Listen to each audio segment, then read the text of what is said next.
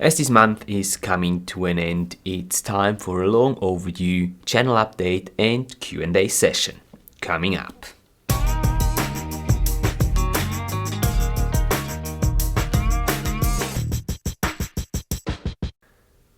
Hi and welcome back to the Underwater Filmmaking School, and thank you very much for tuning in again. If you're new here, my name is Matthias. I'm an underwater cinematographer and filmmaker based in Zurich, Switzerland, and on this channel here we talk all about filming underwater. We do tips and tricks, we do tutorials, gear reviews, all that sort of stuff with one goal in mind: to make you a better underwater filmmaker.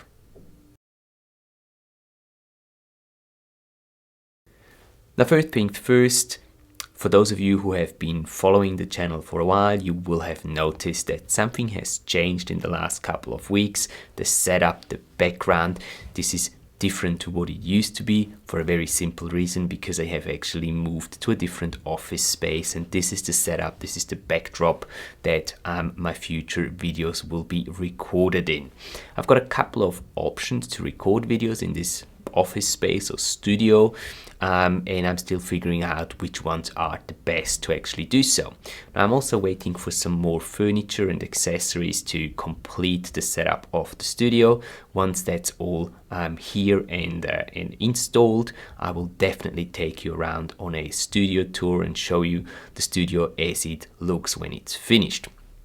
For the time being, here is a couple of photos from our last live stream that we recorded in the studio about a month ago. It was actually the first time that we recorded something in here, and it just gives you a bit of an idea of what the studio looks like. And as I said before, as soon as it's completely finished, I will be more than happy to take you on a tour and show you the entire studio/office space.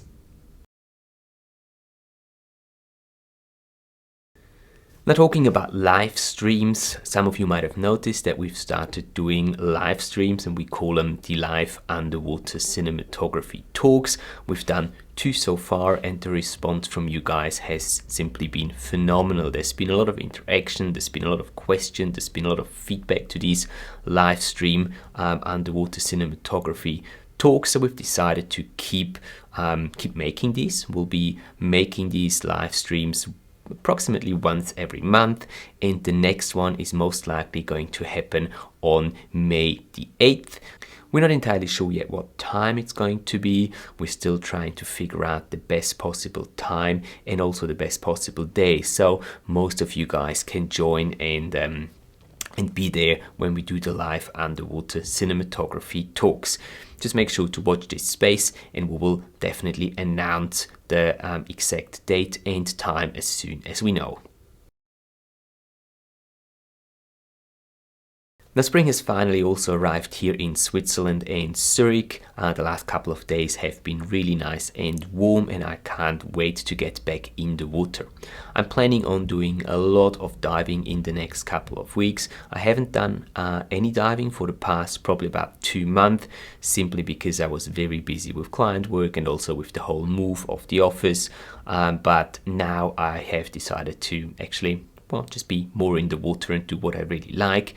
There is quite a few pieces of equipment in the cupboard right here next to me, waiting to be taken underwater and tested. So that's something that I'll be doing in the next couple of weeks. And I've also got 2 critter challenges still open, and I'll be also looking to fulfill those challenges as soon as possible. And now let's get into the Q&A session. There's been a lot of questions, a lot of comments on the videos in the past couple of weeks. Thank you so much for all your comments and questions. I always try to answer every single question individually and as quickly as I can. But I've picked a couple of questions for this Q&A session that I think are valuable for all of you out there. Now, the first question comes from Edwin Everywhere, and he's actually asking about the underwater film course that I mentioned a couple of months ago, that I was going to make an online underwater film course.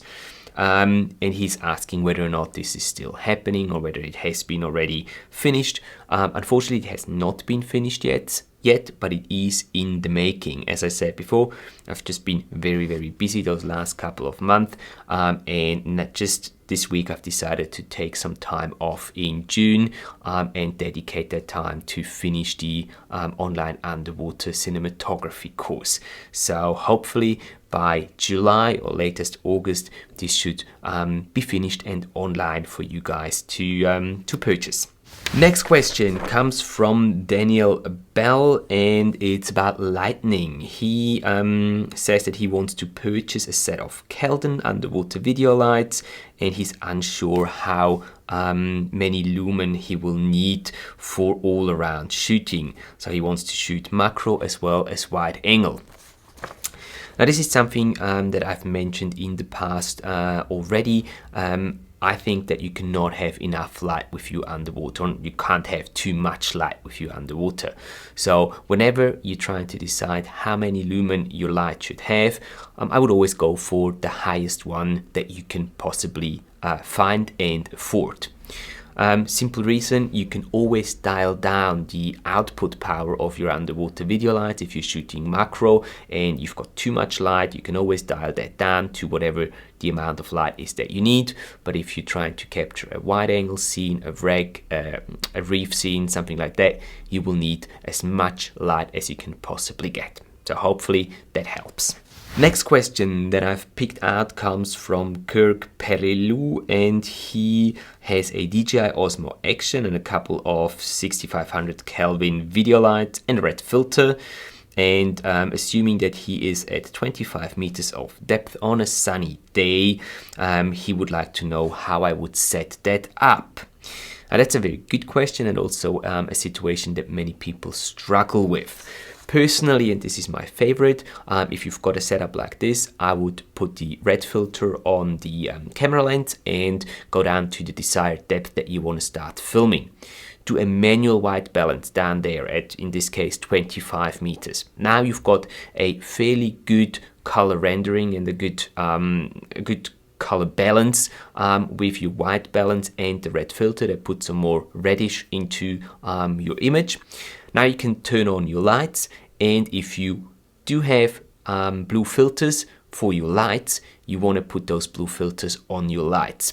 Because what's going to happen if you don't put the blue filters on your lights is that everything that the light touches will have a reddish tint, simply because you've got that red filter on your lens and you've done the manual white balance before you've turned on the lights. Now if you don't have a blue filter, you can obviously work with that as well, but in this case you would put the red filter on, you would go down to your desired depth, turn on the underwater video light, and then do a manual white balance with your camera. This time what's going to happen is that everything that the light touches is going to have proper colors, or should have proper colors. Anything that is further away is not going to have perfect colors, but that's okay, because that's as good as you can get it without blue filters. If you don't want to use your red filter, or you don't have a red filter, you can also just go down to desired depth, turn on your underwater video lights and do a manual white balance there. It's probably not gonna look as good, but it is the best that you can get with what you've got available. So hopefully that is of some help to you.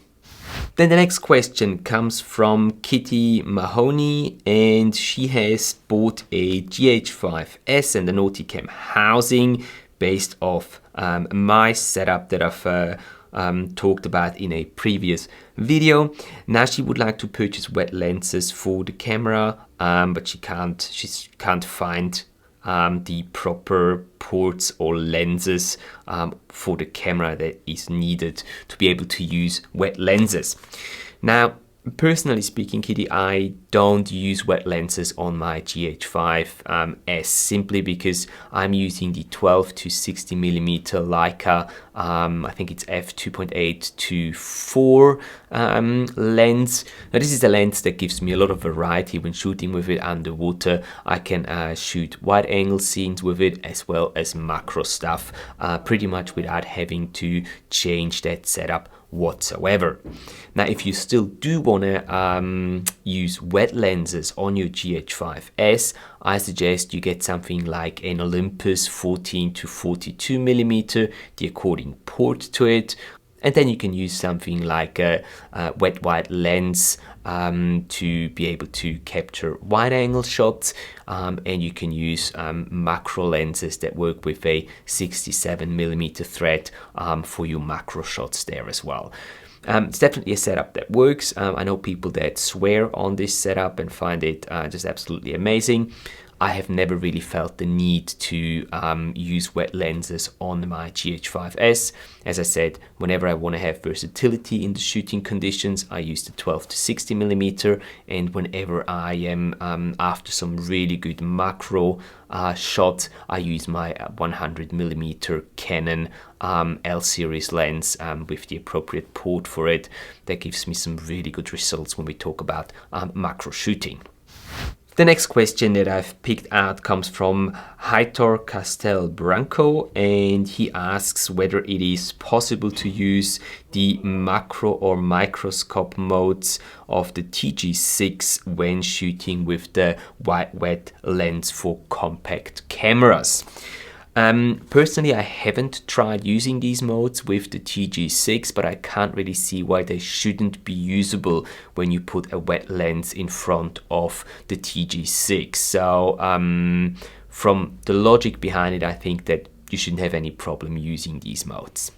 And last but not least, I've got a question that comes from Continent 5 Films, and they want to know my opinion of the Lumix G9 for filming underwater. I haven't gotten any experience filming with the Lumix or the Panasonic G9, but from what I understand, it is more a camera that is suited towards the photographer rather than the videographer, for a couple of reasons. I've actually looked it up so that I'm not so that I can actually be accurate on what I'm saying. But from what I've read and what I've heard, the G9, as I said, is more of a photo camera compared to the GH5S, which really is a video camera. The GH5S has a lot more options when it comes to video recording. It has higher bit rates and better codecs from what I've seen as well. One thing is that the G9, has a record limit of 30 minutes or 10 minutes respectively, which the GH5 does not have. And the G9, on the other hand, has IBIS, in-body stabilization, which the GH5 does not have. But as you know, maybe from previous videos that I've mentioned that before, I don't find that a killer criteria when we talk about the GH5S, because being in the water actually helps you stabilize the system and get smoother shots in the first place. Now you get Vlog on the GH5S, which is not included, from what I understand, on the G9. And last but not least, when we talk about ISO, it seems like the GH5 can push or the GH5S, I have to say, can push the ISO level much higher and still get cleaner shots than what the G9 is actually capable of. So to answer your question in a short reply, I don't think that the G9 is the best choice when it comes to filming underwater. It's probably a very good photo camera, but when filming is your focus, I would probably consider the GH5S as a better filming camera for underwater than the G9. And that was it already for today's video, guys. Thank you so much for watching. Now, if this video was useful to you, please do not forget to hit that like button, letting me know that you got something out of today's content, and also letting YouTube know, the YouTube algorithm know, that this video was useful to you. Now, all the equipment that I've talked about in answering your questions today, all that equipment will be linked down in the video description below. Feel free to go and check it out through those links in the description. Thanks again for your time. Happy bubbles, and I will see you in the next one.